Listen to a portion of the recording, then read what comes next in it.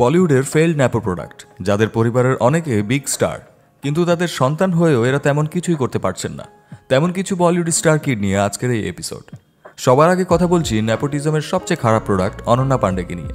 চাঙ্কি পান্ডের কন্যা অনন্যা পান্ডে, ওকে ইন্ডাস্ট্রির struggle queen বলা হয়, কিন্তু তার স্ট্রাগল যেখান থেকে শুরু হয় ঠিক সেখানে শেষ হয়ে যায়। অনন্যা পান্ডে হচ্ছে করণ জোহরের সেই হীরা যেটা কখনো জ্বলজ্বল করেনি। এবার সোনাম কাপুর, যার জন্ম সিনেমার জন্য হয়নি, কিন্তু তারপরও সে তার সময় নষ্ট করছে।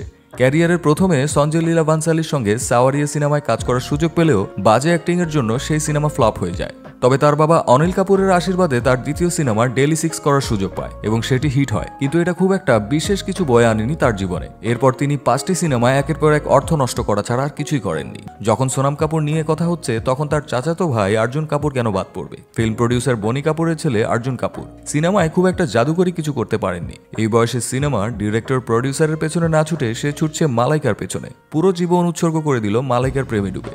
শুরু থেকে ফ্লপ হিরোর তকমা জুটেছে তার কপালে। তারপর সে পণ করেছে তার জীবনে যত ছবি আসবে সবই সে ফ্লপ করিয়েই ছাড়বে। জাহ্নবী কাপুর একের পর এক ফ্লপ সিনেমা করার পরেও নতুন নতুন সিনেমায় চুক্তিবদ্ধ হয়ে আবারও ফ্লপ হচ্ছে।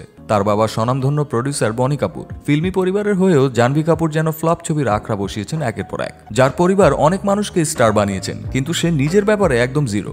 এটা অস্বীকার করা যায় না যে উদয় চোপড়া মহাব্বাতিন ধুমের মতো হিট সিনেমা করেছেন।